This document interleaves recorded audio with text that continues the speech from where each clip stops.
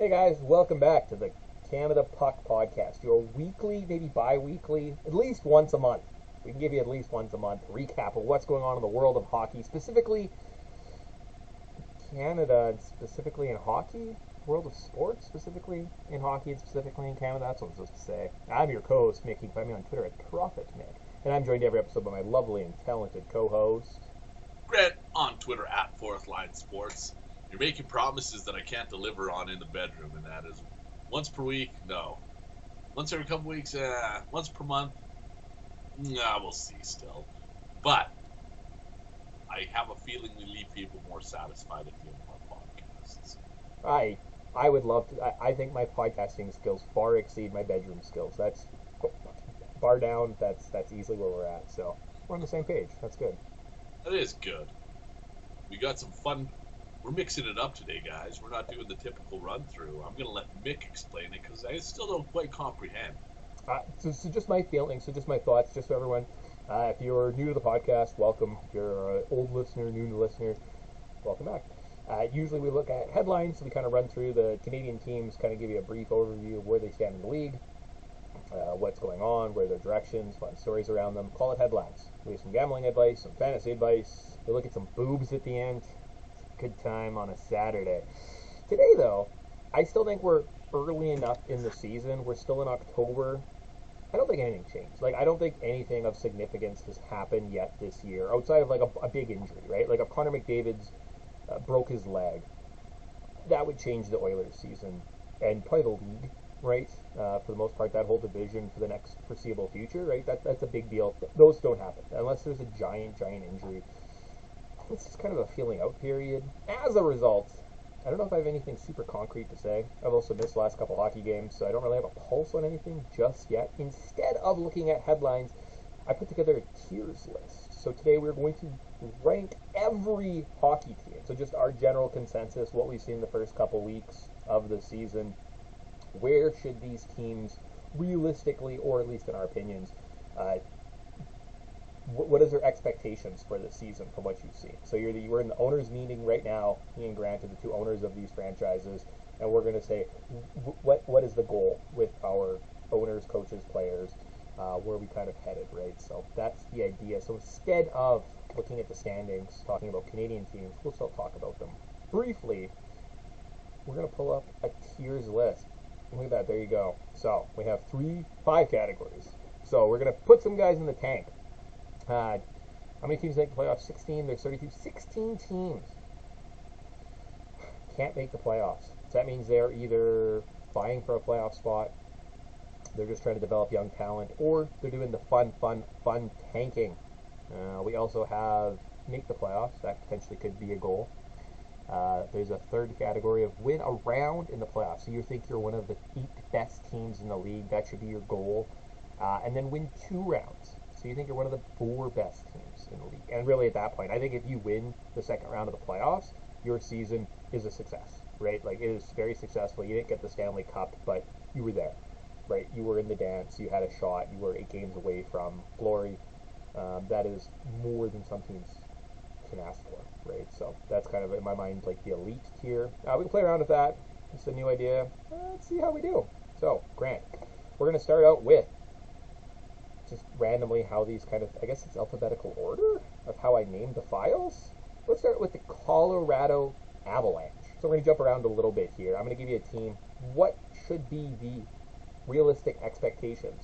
You're the owners. You are the players. You're a well-known internet personality that the team respects. What are the realistic expectations?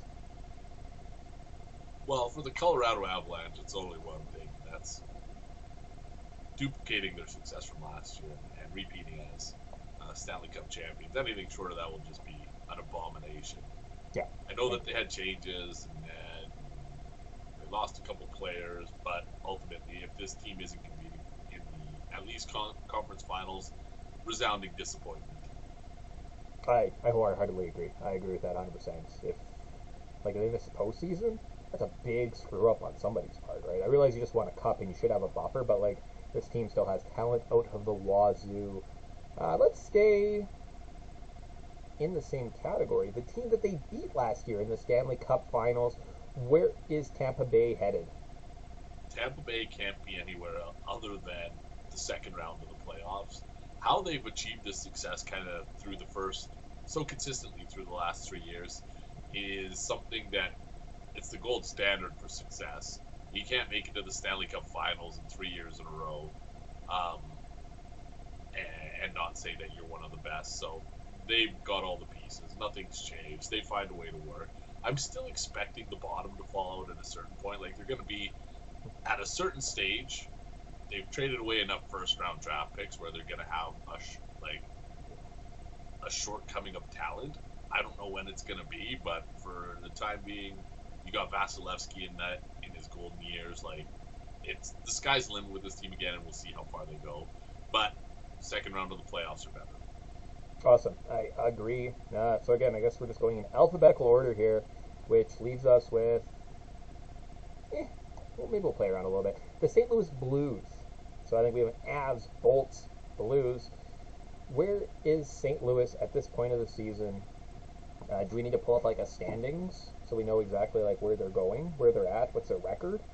Well, St. Louis is probably, I think they're 5-2. Let me just pull it up here. I've got it somewhere. Sorry, they're 3-3, but they are lucky to be 3-3. Their metrics have been piss poor. They continue to win games in this unsustainable way, and I don't know. It just comes in ebbs and flows with them. We saw it in, what was it, 2019 when they won the Cup, and their metrics were the exact same the next year when they missed out on the postseason. So I don't know what to expect with the St. Louis Blues, but I know that the bar is set higher than what they've actually performed at. So maybe they're a playoff team. At best, they're a playoff team, but I would say that they're lucky to get there. Yeah, no, I agree with you. I'm going to put them in make playoffs, but I also feel like if they're not in make playoffs, if for some reason they're not there, they're tanking, right? Like they're kind of one of those like almost like I'm going to call them a bubble. They're going to kind of miss. I don't think they have a lot of young talent to develop. This isn't a season about growth. It's not really about the future so much. It's kind of like Ryan O'Reilly is probably on the last. Is he a UFA this year? I don't know if he's going to stick around. He probably wants a big payday. So it's kind of a playoff or bust. If they're not in a playoff spot, I could see them selling off pieces, looking for draft picks. So I'll give them make a. O'Reilly and Tarasenko are both free agents at the end of this year. Actually, they're losing 2-4. They have 6 unrestricted free agents, 2 restricted free agents, but their defense is locked up through eternity. So might see some turnover on forward if things don't go as planned for them. All right, so it's kind of one of those like weird bubbles where they kind of skip our develop young talent. The Boston Bruins. They're coming out pretty hot. I thought they were playing. Looks like some pretty good hockey.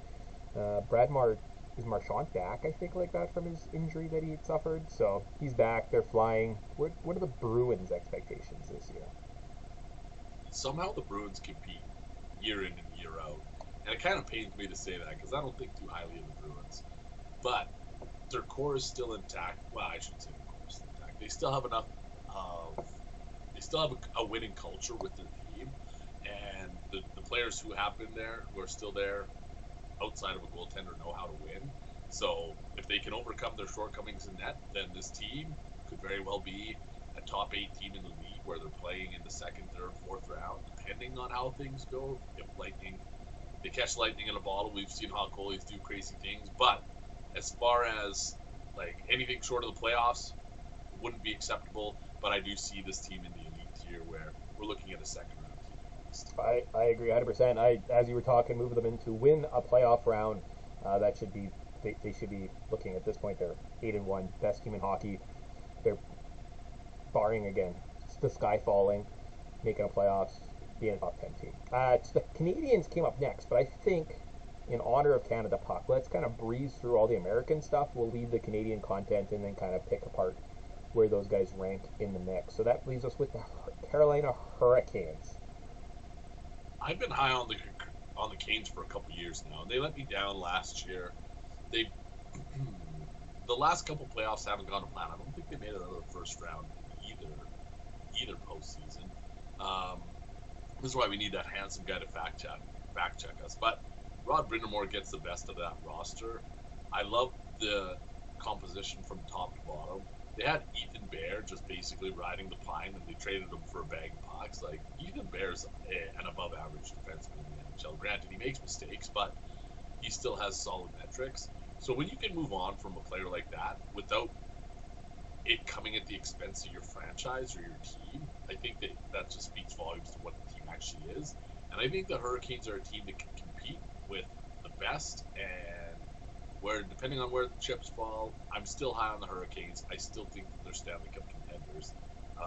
The challenge is always just getting through the playoffs, and that's where they haven't had success. But again, if they don't win the playoffs, I would say that they fucked up. They fucked up big. Awesome. I agree. I move them right into our top tier of winning a second round in the playoffs. They think that they probably are an elite 4 team in the league, right? And you can see that by their aggressiveness this offseason, right? So we'll also skip the Canucks, which leaves us at the Washington Capitals. Old man Ovi, that should have been a category on his own. I think the Capitals, I mean, unless you disagree, literally their goal for the next 5 years is just get Ovechkin to score goals.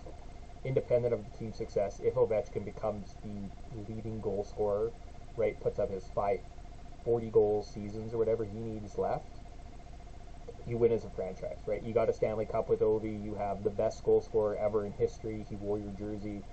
Help, keep him happy, retire, let him score goals.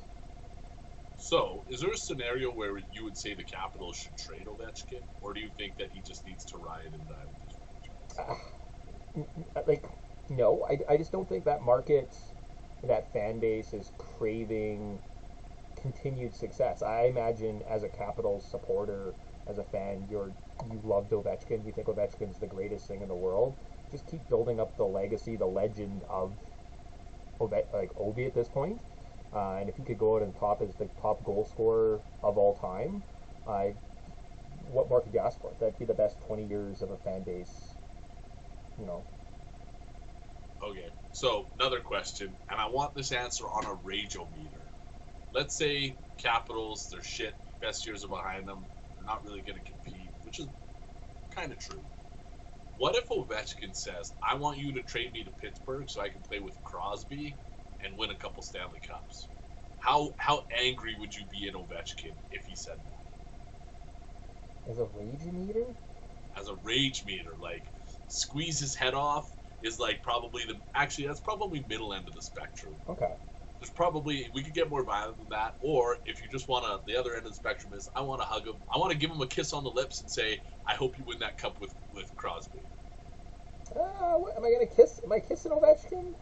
Yeah, I think I'm kissing Ovechkin. I think I'm at that point where I'm just like, yeah, great, awesome. All right, I agree. I think that he deserves a kiss because he is kind of.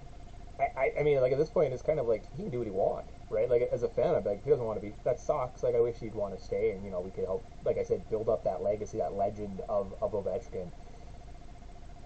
Are they making the playoffs? Is that where we're going to leave them? That should be kind of their goal. They should. Their aim is the playoffs. Yeah. Okay. Cool. So we're gonna go with the Arizona Coyotes. Had their home opener in their little rinky-dink. Everyone's making fun of their makeshift dressing rooms, which is just a bit embarrassing. They won last night. They won their home opener in front of 5,000 screaming fans that I'm sure weren't paid to get in the building. You left out disease-riddled. They're ASU students, Mick. Screaming, disease-riddled fans. ASU, fear the fort, guys. Sun Devils. They're tanking, right? Like, if there's a category beneath developing young talent or tanking, it should be good friends, and that's where the Coyotes belong. They don't even deserve the moniker of tanking. They're just there to skate around and be good friends. That's it. That's where the conversation ends with Arizona. Yeah. I'm curious to see where they end. In theory, it's tanking, get draft picks. I mean, maybe develop young talent, but, I don't know if they've got the young talent. They've got, maybe 4 young players where you're like, oh, interesting. Otherwise, they just have, weird reject people, kind of where they, careers have gone to die. Literally, if a team needed to get rid of a salary, guess where it's going? It's going to the desert. And I'm interested to see how they finish because I don't know if they're the bottom team because I think those players, they're probably prideful, right? These are guys who have had full careers, who have wanted to play competitive hockey, and now they're kind of stuck in literally what's a joke segment, right? Like, I'm kind of embarrassed to be a hockey fan knowing that this is happening, right? This is a sitcom trope, without question. This is Like, a sitcom trope. I'm curious though where that, like we kind of saw that with Vegas, right? Where we saw these rejects come together, band together, make the Stanley Cup Finals. Does this team like push for a playoff spot at some point because they're just like they're pissed off and embittered by what's happening, or do they roll over? Okay. All right. What about the New Jersey Devils? So in my mind, New Jersey Devils, for the last couple of years, have been at develop the young talent. I think they're making the playoffs right now, right? The way that Jack Hughes is playing and Nico Heishire's is developed and kind of the moves this off season, right? I don't think it's time to develop the talent. I think it's here. I agree, and I was to validate that point. This team is leading the NHL in expected goals for percentage this year, which is a phenomenal stat considering how many years the Devils have suffered through.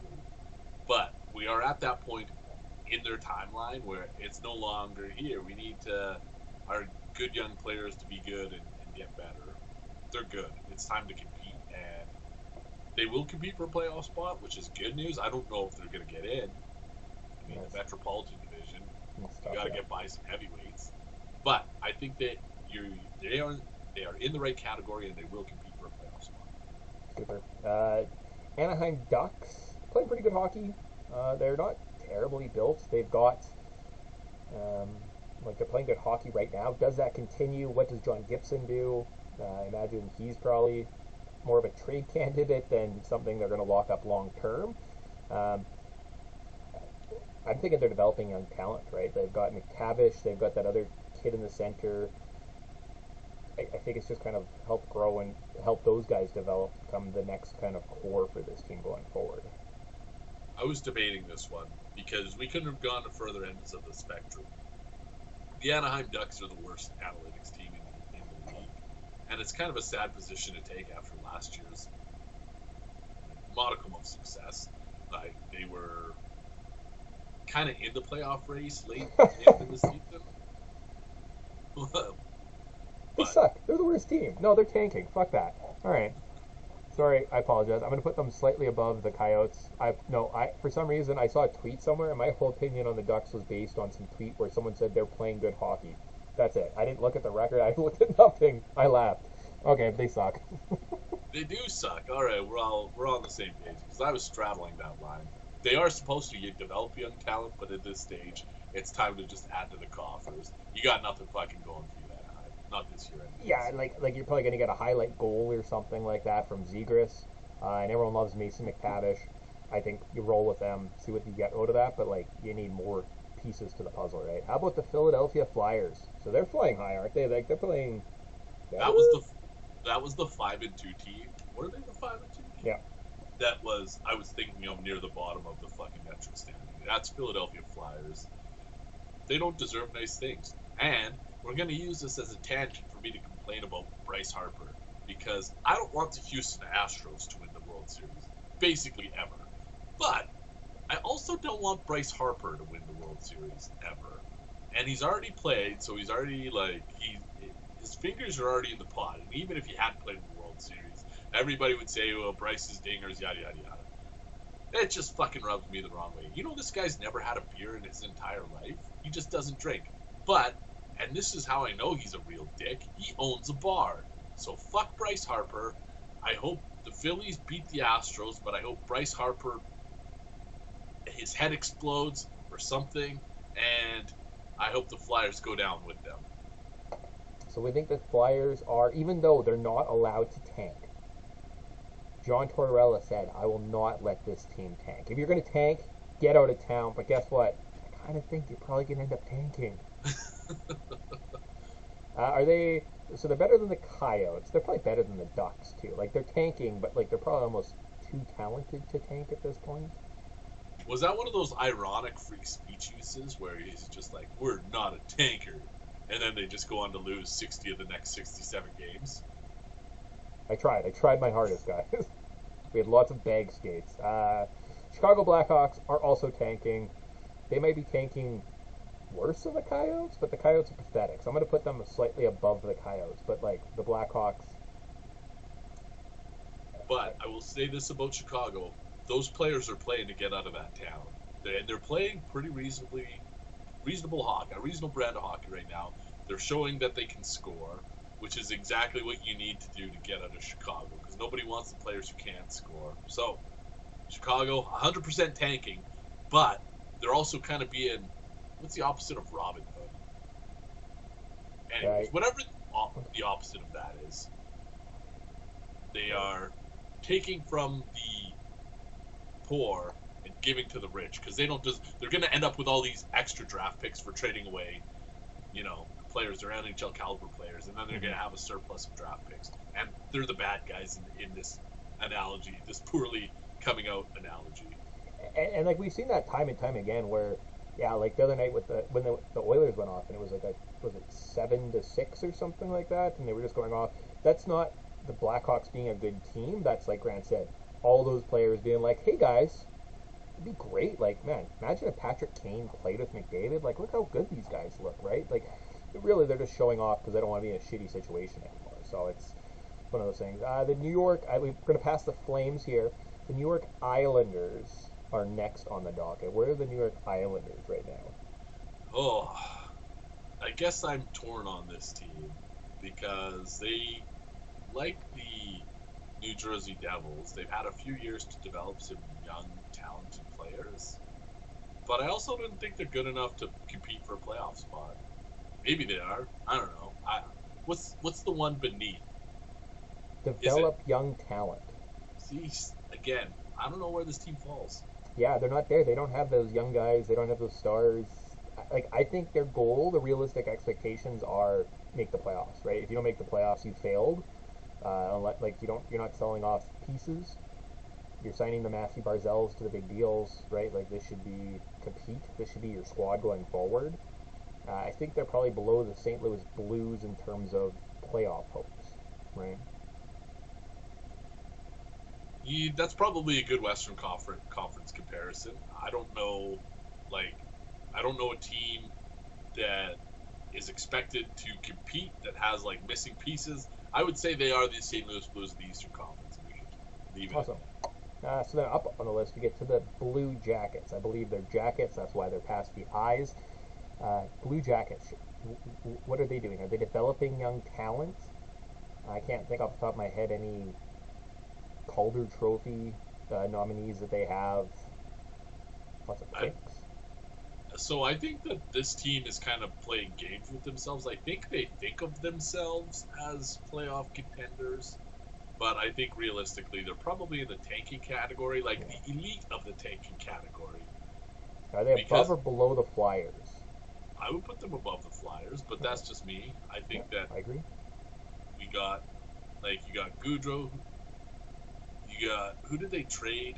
Oh man, they traded away Oliver Bjorkstrand, or maybe he walked. I can't remember. Anyways, I don't know. This is another team that kind of just, maybe it's an Eastern Conference thing. I don't pay a lot of attention to them, but I wouldn't say I have a good read on the Blue Jackets right now. So we're gonna skip the Jets.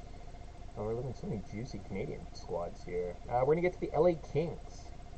LA Kings, where do they fall in our tiers list? Are they hopeful to make the playoffs again?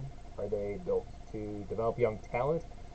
Can't see that. Or are they in tank mode? I'm thinking they're probably a playoff or bust squad, eh? Yeah, so again, they probably fall into the, if we're not competing for a playoff spot, we're falling into the tankers category. Okay.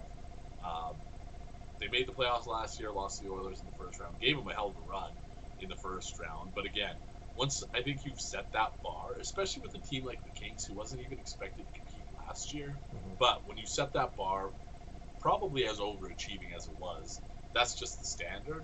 But they do have some pieces they could move on from if they'd be willing to. I like two long-serving veterans that come to mind, Jonathan Quick and Drew Doughty.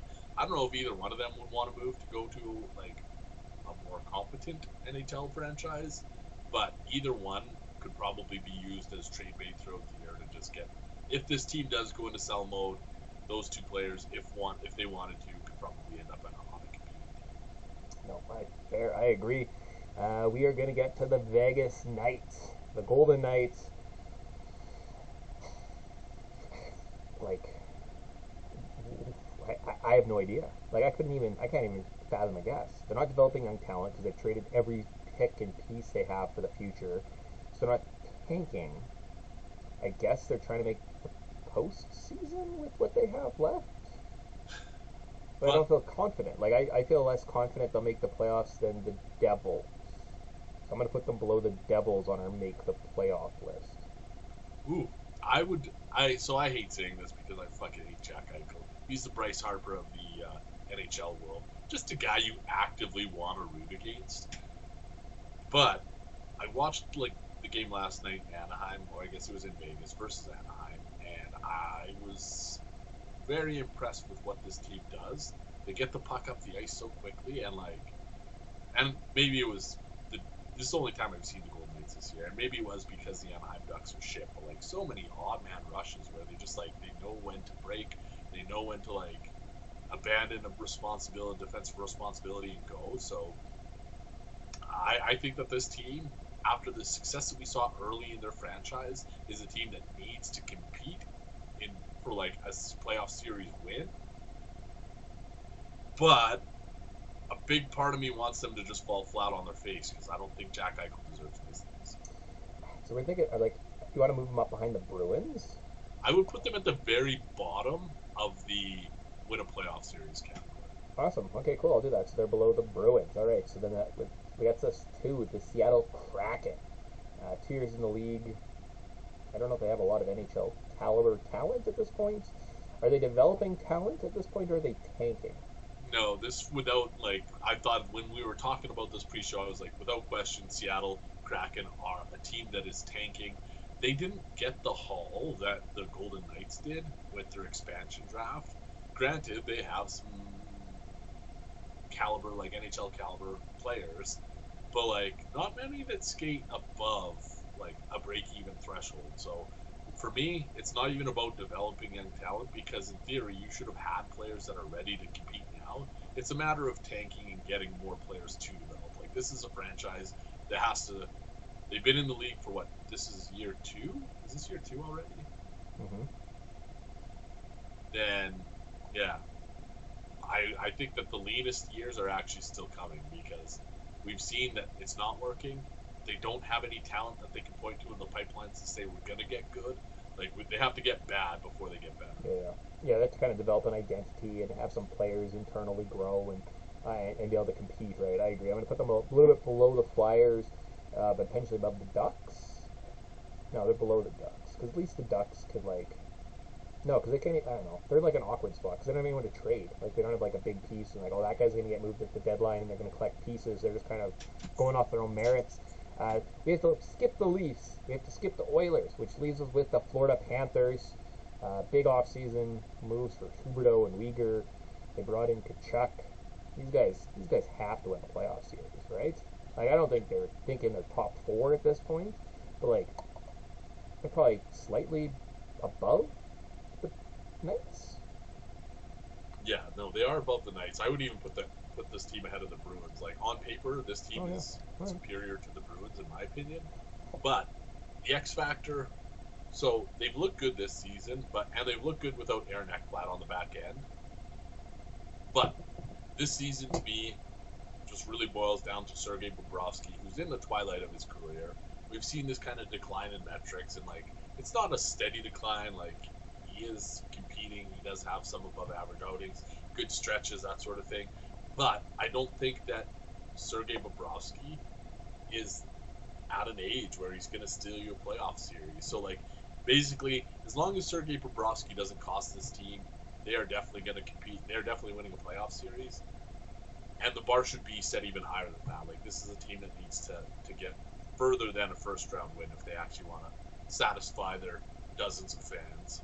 Yeah, I agree. I'm not going to put them in that top tier where I think they think they're a top 4 team in the league. But like they should be thinking, like, they have to think they're top 8 at this point, just based on cap restrictions and the mortgaging of their future almost maybe pushes them up to the bottom of the top tier, maybe honestly. I'll leave them at that for now. We'll kind of keep talking about it, but, like, there's nothing. That 2023 or 24 first that the Flames got in that Kachuk deal, that might turn into something, right? Like, this team could bottom out, and, like, they don't have a lot of talent. All they need is 1 or 2 bad injuries, and that franchise could be hoops. How about the Pittsburgh Penguins? Speaking of Ovechkin's future teammate, Sidney Crosby, re-signing Malkin, re-signing Letang. Are they winning a playoff? Do you think they're a top 8 team? Maybe on par with the Bruins, slightly above the Bruins? Or do they think they're like an elite 4? We'll get to that in a second. I need to know, Alex Ovechkin's trade has gone through. You said you're going to kiss him on the lips. Sidney Crosby also wants to kiss Ovechkin on the lips. Would you do a 3-way kiss with you, Sidney Crosby, and Alex Ovechkin? Oh, interesting. Like, everybody's lips have to touch. So, like, you're touching Crosby on this side, Ovi on this side. Oh, see, I was just thinking, like, would I kiss Ovi after he kissed Crosby? Because I don't think I would. That was my gut reaction. So I don't think I'm kissing Crosby. No. Wow. Yeah. All right, fair. Like, well, I realized once I touch Ovechkin's lips, all the diseases are there. Like, I'm not, like, there's, like, no oral diseases I haven't picked up, so I don't know what I'm concerned about getting with Crosby, but... His infection of dad pants, maybe? Yeah, like, it's just something, I don't know, just... I respect him, but I hate him. You know, that's my opinion with Crosby. I respect the hell out of the guy, but, like, I'm not a fan, so... See, and that's how I feel about Ovechkin. We're kind of different points. Oh, that, like, describes... I've always thought, like, Ovechkin and Crosby were, like, the epitome of, like, who you and I are. Like, just those slight changes, yeah. 2 just great guys who'll, you know, kiss each other on the lips if they need to. That's it. Lots of oral diseases going on, so... But as far as Penguins' success goes this year, they will be competing for a playoff spot, and I want to stop short of putting them in the win a playoff series category, but I think that's probably where they are. It's just tough to rationalize that with these guys. Crosby's 35, Malkin's 36, Letang's 35. Like, the core of your franchise is old, and that's a fucking sad indictment of guys like you and me who've spent their lives watching them. I want to see them win a playoff series, but realistically, this is a playoff. Do you think it's just make a playoffs? Like, no, you know what? Well, are they above the Capitals? Like, they're the best make the playoff team? That they just kind of like, fuck it, let's see what happens. Or they say better than the Knights, and they think they're going to win a round. I honestly, like, it pains me to say this, but I think that they're the best of the, like, I would put them out of the Capitals. Okay, perfect, cool. So we're going to get to the Predators, which I was thinking about this as I was typing all the teams' names. Kind of like the worst named franchise, right? Like, the term sexual predator gets thrown around right now so much. Like, you don't want to be a predator. Predators are like people that prey on women. And now you've got all these, like, rumors going around about things hockey players do, and, like, I don't know. Poorly named franchise decision, Nashville. Oh my god. I think there's other franchises who, well, you know what? Maybe they are the worst of the team names now. Like the Fondlers? I don't think the Fondlers are, Fondlers. Oh man. That's what they need to rename their AHL franchise. And, like, they've already got, like, the little Dragon Ball, so instead they just have 2 of them, and it's the Fondlers. Oh man, it's a good thing that we don't work in marketing. I think that the Predators are another team that is on the competing for playoff level. Probably, like, they probably could win a playoff series. I don't know. What's your opinion on them? I'm kind of... Based on this, I'm thinking they're above the Devils. I think they probably make the playoffs. They probably have a little more talent than, say, the Devils. Probably don't have as much talent as, say, the Capitals or Penguins, and definitely could win a playoff. But I think if you make the playoffs as that franchise at this point, you say, I think we did our job. I wouldn't argue you on that. All right. So that leaves us with the New York Rangers. What are the New York Rangers' expectations this season? this team is expected to be in the top tier. And they've shown at times, I haven't watched any New York Rangers games, but looking at their analytics, they've shown at times that they are one of the best teams in the league. And I think, and I should probably do a deep dive on this, but I think the difference is home ice. I think that this is a team that doesn't travel super well. And maybe I'm just fucking blowing smoke out of my ass right now. But if I'm remembering their metrics correctly from last year, it was like night and day between home and away. And maybe that's what's limiting them this year. But again, not a franchise that I've dug into. I too have high expectations. I think, yeah, like based on the money that they spent, some of the offseason moves, just the squad that they have, I'm putting them underneath the Hurricanes. I think they think they should be a top 4 team. You know, obviously this is going to work out perfectly, right? We're obviously not going to end up with like 4, 8, 8, and then 16. I think we're going to be skewed slightly when all said and done, but that's kind of the fun of these tiers lists. So I'm going to put them as a top 4 team because that's probably where they think they are. That gets us to the Detroit Red Wings. What is Steve Yzerman expecting of this squad? Develop young talent, without question. This is a team that has such a bright future, and more importantly, the right guy at the helm to kind of lead them to what their future should consist of. But right now, they are like, this is the epitome of develop young talent. I was starting to feel bad because we had nothing in that category up until this point, and then I saw them coming up on the list, and I was like, that is literally the example this year of develop. You know, give him another season. Maurice Sider won the Calder last year. He should be competing for Norris this year, right? Watching all those guys spring up, and let Yzerman just evaluate talent. How about the Buffalo Sabres? So they're off to a hot start. They're looking like one of the best teams in hockey. Is this all just smoke and mirrors? So, this is like the lesser than Detroit Red Wings for me, and I think that they are also a developed young talent team. You spent, I don't even know how many times they picked in the top 10 over the last how many years, but I'm guessing it's a whole shitload. See if I can solve it here quickly. But yeah, you're at that position where bring up talent. Well, that's what I'm thinking. Like ever since at least the Eichel trade, years. So that's the Matthews season. So that's the last 6 years. They've been picking in the top 10. You kind of got to figure out what you have now, right, before you start locking up guys long term. Although Tage Thompson, he cashed in. I guess you got to pay someone, right? Ultimately, we're going to skip the Senators, which gets us into the final 3. We got the San Jose Sharks. Where in the tanking list are the San Jose Sharks this year? They are among the worst. Like maybe ahead of Arizona, but behind Anaheim. Is that how we put them? So the Blackhawks are there as well. So are they better or worse than the Blackhawks? Definitely worse than the Blackhawks. Worse than the Blackhawks. All right, so they're like pretty close to the bottom there. Cool. And last time Buffalo picked outside of the top 10, 2012, Mikhail Grigorenko, 12th overall. There you go. So a decade of top 10 picks. You got to figure out what you have, or where the organization is going, or going from there. That brings us to the Dallas Stars. I believe they were a make the playoff team. And they give the Flames a little bit of a run for the money. Nothing great. Is that where the Stars are headed this year, back to the playoffs? They will be competing for a playoff spot, but they did have some turnover, so, and again, I haven't followed them super closely over the year. They lost their head coach, which is like, systems can make or break a team. So I don't know how they're adapting to their new philosophy. Who else did they move on from? Oh, one of the defensemen, John Klingberg. He ended up in Anaheim.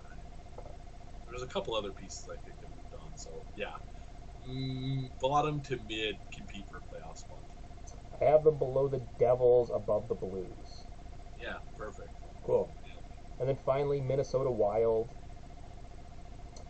You sign Fleury, you trade for Fleury, you keep Fleury. I'm thinking you're winning the playoff round, right? Boom or bust. Are they better or worse than the Bruins? Maybe between the Bruins and the Knights? Bruins and the Knights. I would even probably put them below the Knights. Below the Knights, alright, cool. So that is it. That is all the American squads. We left the 7 Canadian teams in the bottom that we will get to here shortly. Talk about where they fall. Just to recap, this is still a podcast, so here if you listen to this as a podcast, our bottom tanking rounds are Columbus, Philadelphia, Seattle, Anaheim, Chicago, San Jose, and Arizona. Our developing young talents, we have two of those. We have the Red Wings and the Sabres, in that order.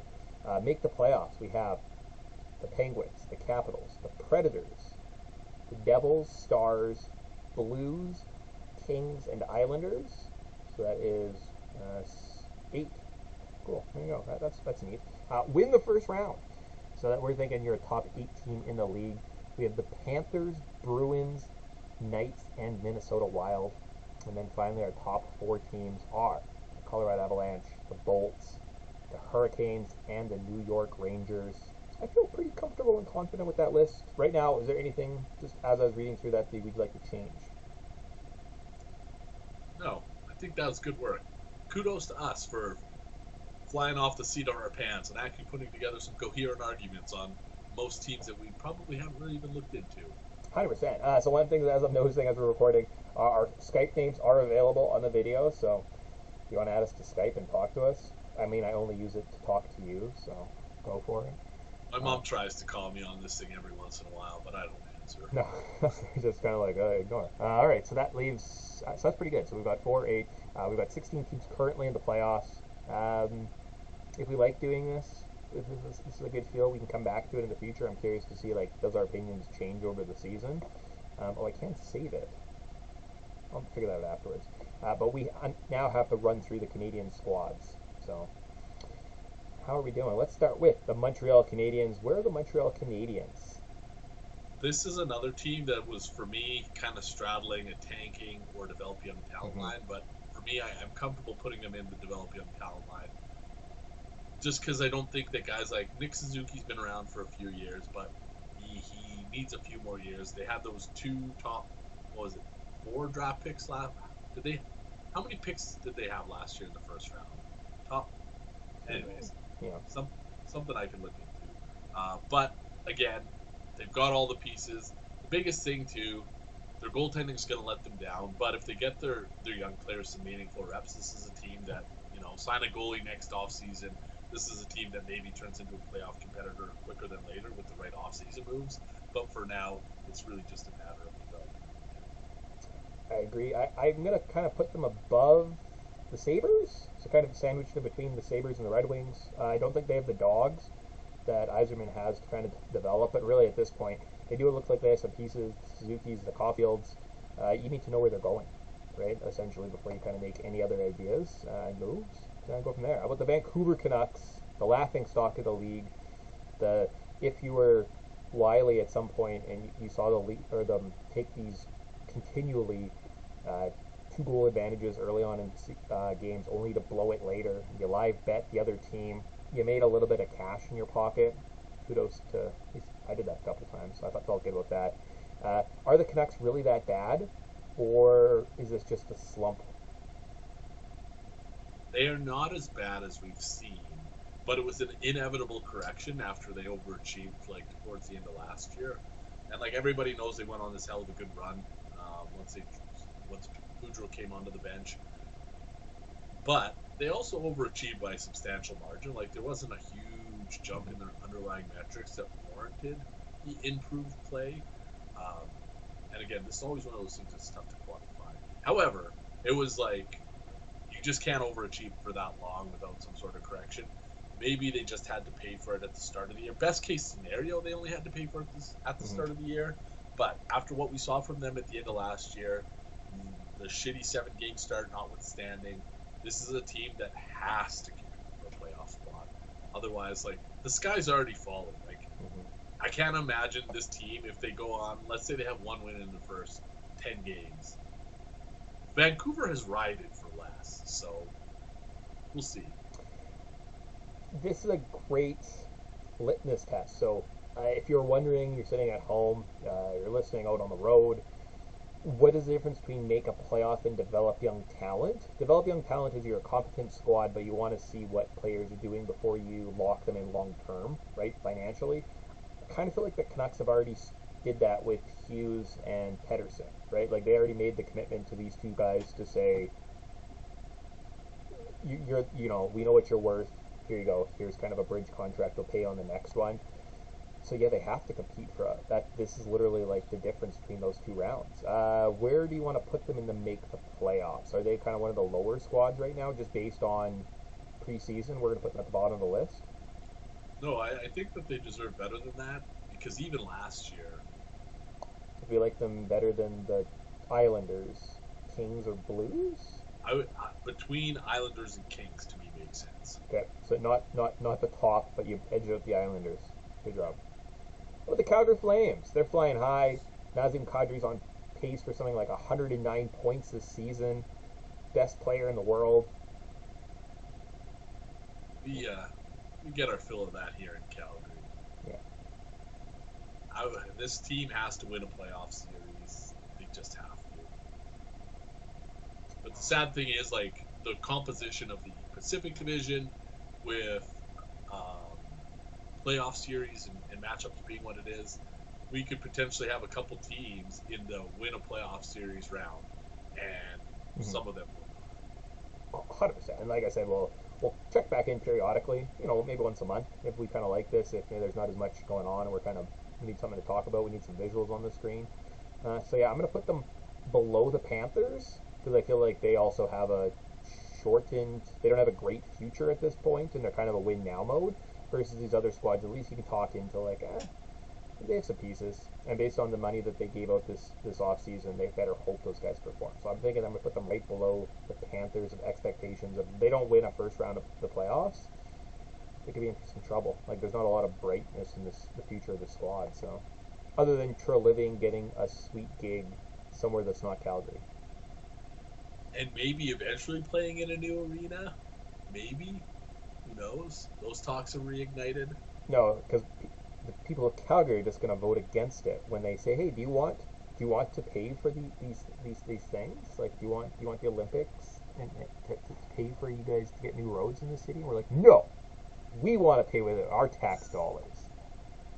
You guys can have $1 billion to do all this. You know that, right? We said no. Oh, I'm sorry. We vote, yeah. This is a sore spot for me still. Yeah. No, it's not fun. How about the Winnipeg Jets? They started off pretty well. What are the expectations for the Winnipeg Jets this year? I think much like what we saw with the Vancouver Canucks mid-season last year, we're seeing that with the Winnipeg Jets this year, and that is a different voice just makes all the difference. Yeah. There's no other changes. There might be, again, maybe there's some philosophical differences on the ice about what they're doing, but again, change the coach and you get a better outcome. I agree that it looks like they're performing. They've got the pieces. I can't see this team just like doing a fire sale. So they're hoping to make the playoffs. Just where do we want to set them in? So they are this is another team that I would lump in with the the St. Louis Blues, where there's no in between. Like if they're not competing, they're gonna fall apart. So maybe behind St. Louis. I don't know. So sandwiched in between the Blues and the Jets. We got ourselves a nice Canada sandwich going on. We got the Blues, the Jets, the Kings, Canucks, and Islanders at the bottom of the make the playoffs. All right. Let's go with the Toronto Maple Leafs. So, what are the Leafs' expectations this season? So the anarchist in me wants the Leafs not to win because I like seeing this franchise and fan base just in pure fucking chaos. So a big part of me hopes that, and this is just me rooting for anarchy, a big part of me hopes they tank. But again, this isn't a team that can mess around and be a bubble playoff team. This isn't even a team that can make the playoffs and everybody keeps their jobs. This is a team that needs to win a playoff round. Yeah, I mean, I would wholeheartedly put them at the top. Now, and based on the fact they're not playing very well, right? A successful season, that's minimum. I'm going to put them at the top of win a playoff round, and that's just the minimum expectation for the squad. So I'm setting the bar as low as I possibly can for the Leafs this season, and they're the best. They have to win a playoff series, right? Or things are going to change, right? Like it's one of those inevitabilities. They don't have a very short leash at this point. And things could change even before the playoffs. Like, if this extended stink start continues, I don't know. I talked about it at the end of last year. I said I don't know if Kyle Dubas is the right guy for this job, the way that he fucking discounts goaltending. It's not working. No. Well, I mean, there's a lot of problems. Like, one of the reasons I wanted to do something other than just talk about teams is I kind of feel like the chaos that we're seeing with the Canucks right now, that we're seeing with the Leafs, it just, I don't know, makes for talking points that I don't enjoy. Because the sample size is so small, we have no idea, right? Like, at some point, the Leafs could wholeheartedly, I mean, they'll probably be in, like, a bad playoff position is probably what's going to end up happening. They'll end up, like, second in the Atlantic, and they'll end up like playing like the Tampa Bay again or something like that, or like the Panthers. And you're like, if only we would have won the first round, and you would have got the Buffalo Sabres or something as a first round matchup. Like, we were first, like 2 more points, we could have got the Sabres in the first round. That's probably going to be the narrative with this squad. And it's just like, if only they would have, beat the Coyotes. Right? It's going to be one of those conversations. That's just how life works, right? So, minimum, they're at the top there. If they start playing better, maybe next time they can bump up around. But minimally right now, they have to win a playoff round. How about the Edmonton Oilers? They're flying high. It looks like they've got a good squad. The boys are playing well outside of 1 or 2 hiccups here or there, which again happens, right? They're one of the best teams? Are they competing? Are they better than the Rangers? I wouldn't know. I don't know if I would go that far. And I think that one of the hiccups that you're referring to are Jack Campbell auditioning for a job, saying, "Yeah, I've got all the fucking experience in the world," but he doesn't have experience playing in the Edmonton Oilers' loose defensive standards. And I think that's kind of been the difference, because he hasn't looked good in his time as an Oiler. That's not to say that he won't get comfortable, but the hazard with goalies in new systems is always that you get comfortable playing a certain way with certain players in front of you, and now all of a sudden when you're facing more shots, or you're facing shots from different angles, and especially with Edmonton, they give up more high danger chances than the Leafs do, it's going to result in more goals, and that's exactly what we're seeing. So either Soup needs to adapt, or the Oilers need to tighten things up in the defensive zone, and I would put them in the company of the Rangers. But I think for right now, this is a team, they need to win a playoff series. I would kind of lump them in with the Flames, I would say. They need to win a playoff series, but I don't think that they're the cream of the crop just yet. All right, so I'm going to put them just below the Flames. My expectations are you should win a playoff series, but like, you might end up with the Avs in the second round, like something weird like that, where it's just going to be like an unfavorable matchup, and you're like, it happens. We'll figure it out, right? So I think they still have some time. I agree, which then leaves us with the Ottawa Senators, who are playing way better. I think I said through the first 10 games, they're only going to have 3 wins. They've already exceeded that. They got to 4 wins. They're like 4-2 on the season. It seems like they're clicking. They're kind of figuring out that chemistry. They've got lots of dogs, right? They're going to kind of win them some fights. I don't know, we'll see kind of where it goes. I'm thinking, again, expectations probably haven't changed that much from the start of the season. It's kind of trending in the right direction. They're making the playoffs. And that'd be good for the Senators, who haven't seen the playoffs for a couple of years. But where do they fall is the final thing we have to decide today. The very end of the spectrum, I would put them. And this is one of the few teams that could miss the playoffs and not fall directly into the tanking category, because they do have young talent that you could arguably still need to develop. Like, I see. So you're thinking they're like the elite version of Detroit. That's exactly it. They're like a year ahead of Detroit.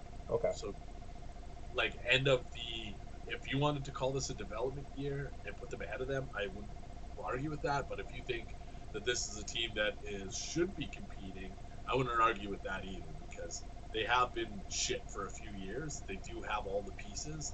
Maybe they take another season to get, to gel as a team.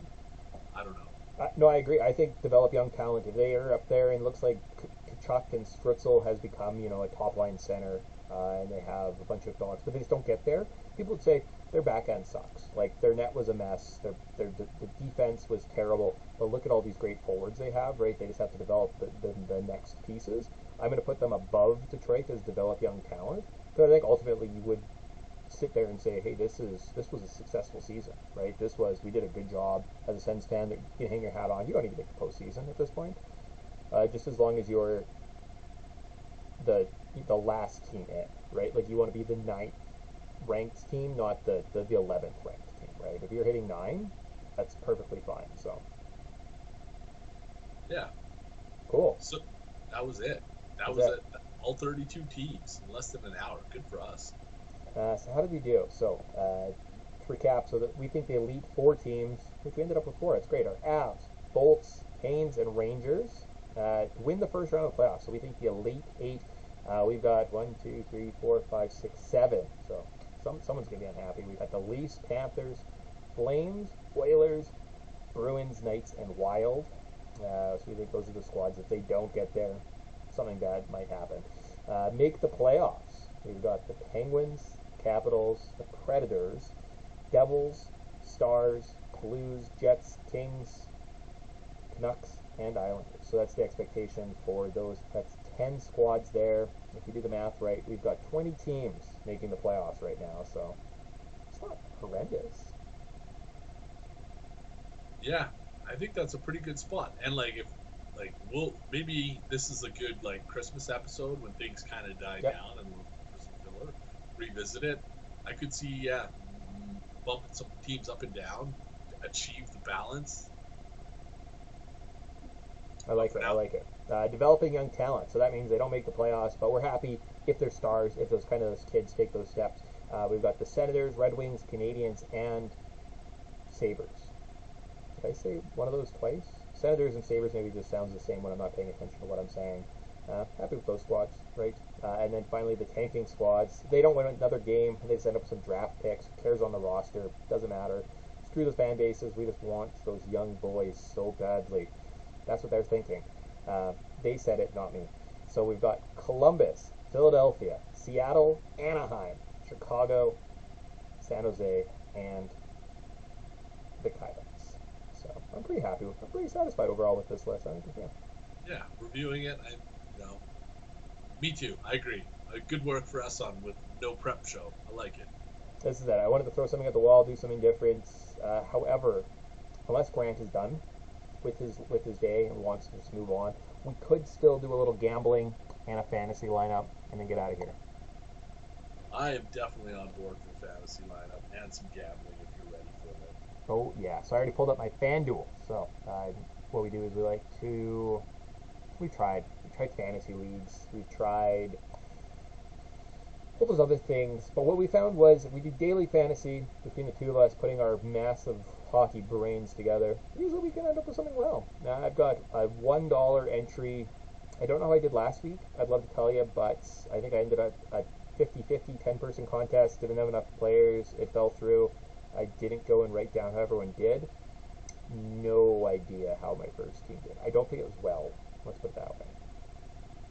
I actually did all right. I was riding in third in a tournament for a little while, $1 tournament granted, and I think. But anyways, I ended up 15th, won $10. Not bad for a $1 wager. I believe the Penguin stack did good work for me. I had Jardy and Gensel and Crosby. I just clicked around here and it's taking its sweet ass time loading.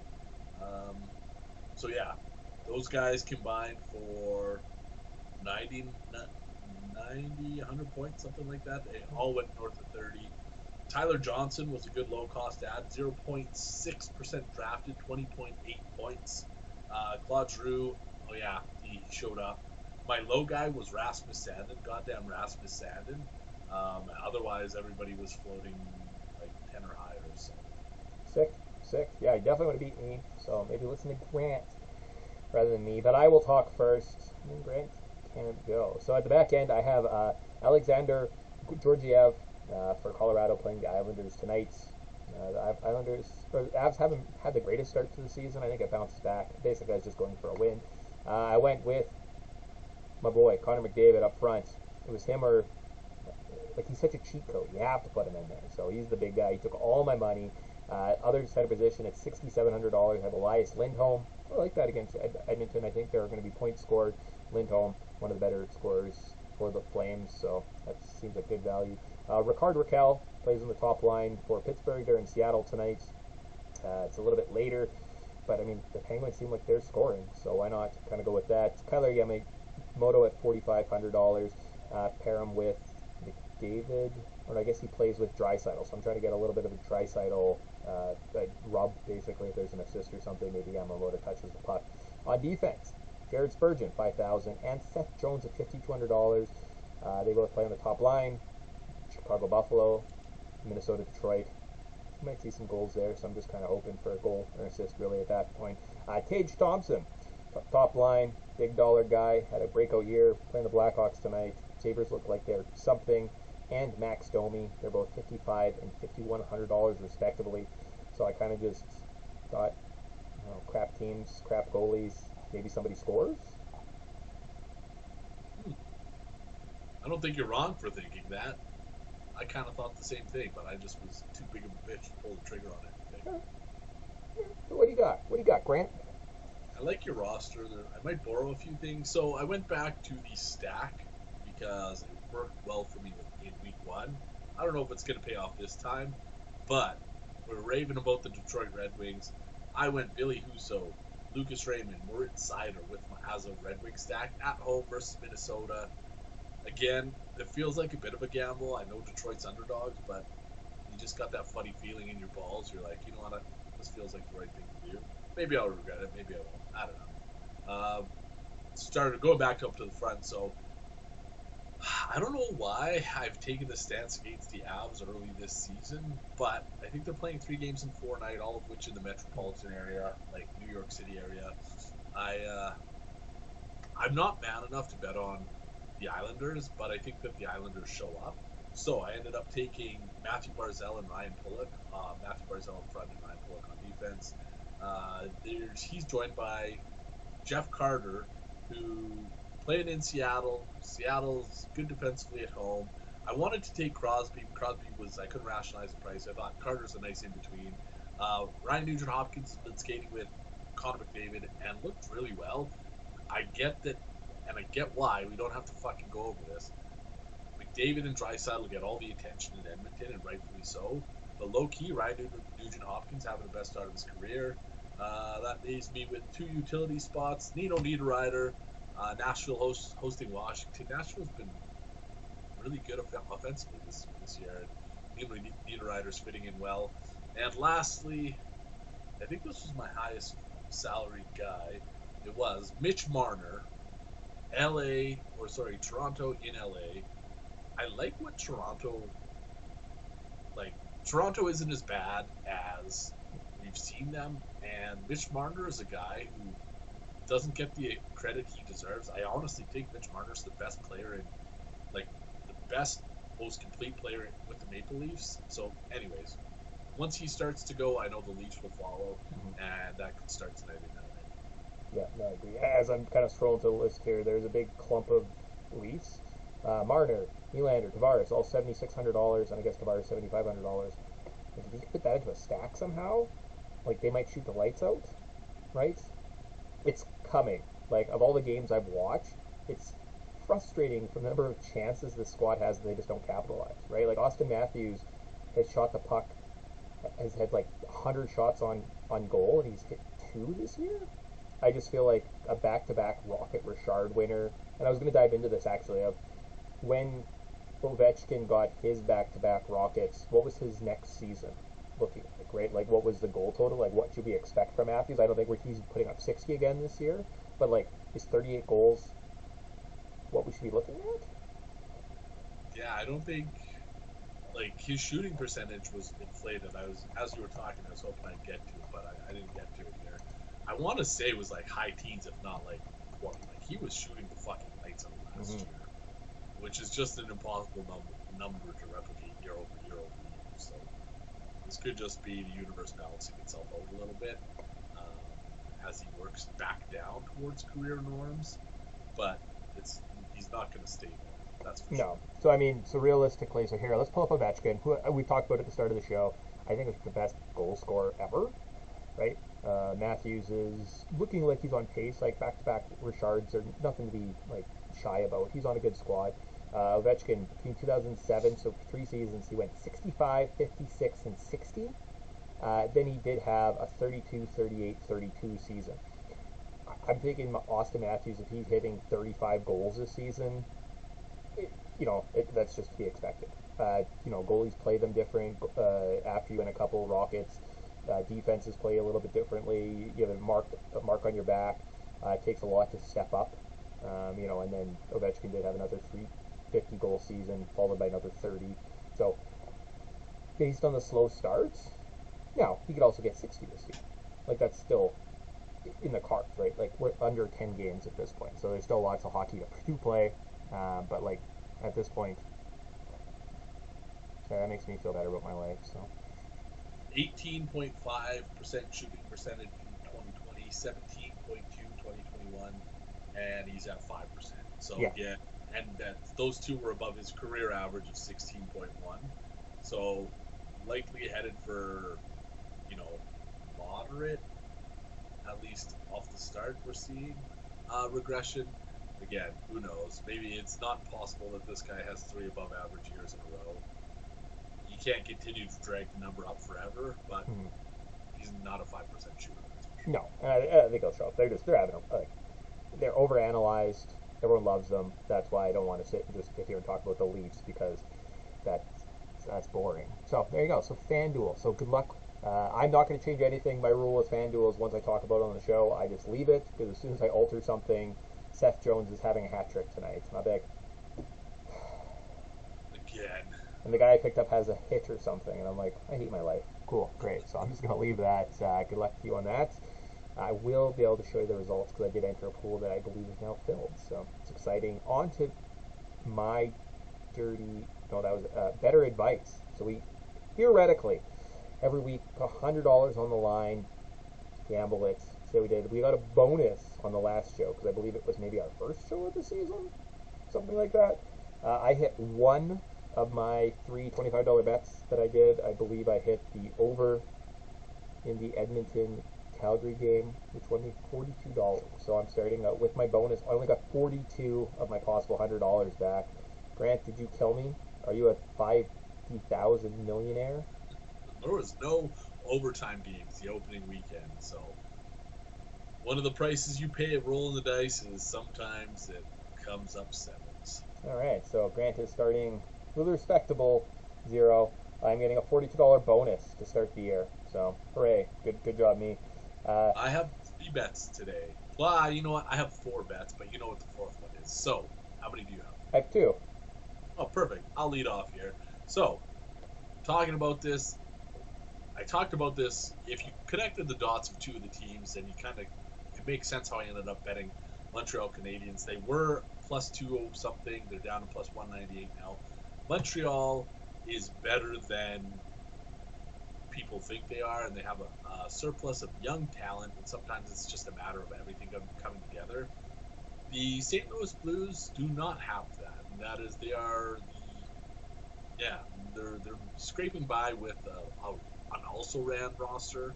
Their metrics are suffering, and you can carve this into any number of pieces, and Montreal will come up as superior analytics team. So anyways, Montreal's not deserving of plus 200, plus 198 price tag now. So $30 on them to win outright to win 59.40. I like that. That's good. I agree. Also, St. Louis just has Montreal playing pretty good hockey right now, right? And the guys aren't giving up and quitting, and they're moving their legs. So good, solid hockey early on. I am emotionally hedging today with my $100. I feel like there's more talking points coming, bad things coming. I'm going to take the Kings tonight. 2.25, putting $50 to win $112. I have a feeling that the Leafs are not leading California with 5 points. 3 points is a very strong possibility in my mind. So I'm thinking they're probably going to drop one of these next 2 games, starting potentially with the Kings tonight. So what's your second bet? So we talked about 2 of the shittiest teams in the league, and that is the Chicago Blackhawks and Buffalo Sabres. Granted, Sabres were in the tier above the Blackhawks, but they're still growing up, and they're still going through growing pains. They've given up 11 or more high danger chances in 4 or 7 games, and the Blackhawks are rolling offensively. This is what I was kind of alluding to. I originally had selected the over in this game, but instead I thought there was better implied probability taking the Chicago Blackhawks to win outright, plus 155, $30 to win 46.50. I'm going to regret it. I know that this game's going over, but I'm still taking a shot with Blackhawks. There you go. All right, so for my second part of my emotional hedge, I don't know what the line is yet, but I'm taking $50. I'm putting it on the Ducks tomorrow night. Leafs playing back-to-back nights out in LA. Early starts for both squads because, of course, you need to appease that Toronto media. Oh, man, you got to start at 5, even if you're on the West Coast. Great, awesome. Which, I mean, I appreciate. I don't want to watch hockey games at 8 o'clock at night. Where my monster? I go to bed at like 9. So I don't know exactly what the odds are. I imagine they're probably something similar to something. So I'm going to put my other $50 on the Leafs. I have a feeling they're going to lose one of these next 2 games. But if they do, I'll be happy. And I will gladly donate my money to the casinos. So. All right. Well, 2 picks. Well, really 1 pick and 1 parlay to sew it all together. Hockey night in Canada. This game, I bet this game to go to overtime last in the first meeting, and it did not. I think we're going to see more fight from the Oilers tonight than we did in the first Saturday night game of the year when they lost 4-3. Overtime, you can't do a shootout Saturday without an overtime bet. Edmonton Oilers, Calgary Flames, going to overtime, plus 340. 300 to win 102. So $30 for each wager. If you 3-leg parlay it, it's plus 32.43, so $10 to win 324.36. It's good. I like that. No, I like, yeah. Granted, is overtime. They're good. Like you said, none of them happened the first night. I don't think a lot happened last week. It's coming. It bubbles. It like creeps up. You know it's you know it's in the room. You just can't find the leak just yet, and then it pops off. It's good. So yeah, good luck to you. Likewise, but the Canada Puck podcast wouldn't be the Canada Puck podcast without our babe of the week. Okay, here. So, Instagram has been targeting me with some porn star ads, so it's been really hard to look through them. But as promised, this year we're focusing on ice ladies. And we started off with, the premise of the babe of the week would be ice chicks who sweep the ice or scrape the ice during TV timeouts, but I kind of migrated in my head to include sexy ladies who also play hockey. So we're going back to the college ranks. Little known Tatum Geyer, 3,900 followers. That is TAYMGEIER.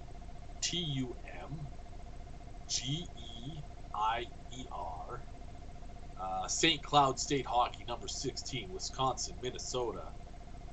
When she's done with her hockey career, I promise you she could be a model. Sunshine, and she kind of reminds me of a young, what's Phil Kessel's sister name? Is it Amanda? Amanda Kessel? Amanda Kessel. She does look kind of like reminds me of a young Amanda Kessel. So. Yep. Anyway, Tatum got her. She's our baby. Show wing. Show wing. Awesome. Good for that. So look at that. We did something a little new. We have to talk about every single... I think if we did the tiers list again in the future, I think it could be shorter. Because we did spend a significant amount of time talking about all the squads we haven't talked about yet. So, I mean, in theory, next time we could, in theory, just throw together our list, hit it with just Canadian squads. Yeah, definitely something to revisit for sure. I think that I had a lot of fun kind of cycling through what my expectations are of each team, thinking on the fly, and watching these teams. And like I said, even if we viewed this like quarterly or like, start and middle or end of the season next to say, all right, well, what actually happened here? I like it if there's a lull. Like there's some weeks we get together and we look at each other and we're like, I really have nothing to contribute. Like, what do we, like, it seems like a good check-in for everything else too, right? So, yeah, quarterly, once a month. I dig it. When we're bored. Cool. Yo, I would have had more time to play around with it. I'd like to see if, like, you could see the screen as well, right? Then you have kind of, like, I had the advantage of looking at the visuals on my end. So we'll play around with that a little bit. I've been swamped. Like, I haven't looked at my computer in, like, 2 weeks, so hopefully things quiet down after this weekend, so... Well, the fun will eventually burn out. Football season will inevitably come to an end, and these will be the only things that keep us going from January, maybe February, until baseball season starts. Sweet, there you go. So, with that, Yeah, good show. Pass, complete, awesome. I think all we have left to say, as you are now primed, you're ready for a fun night of hockey action. Enjoy, and party on, Grant. Party on, Mick. We'll see everybody.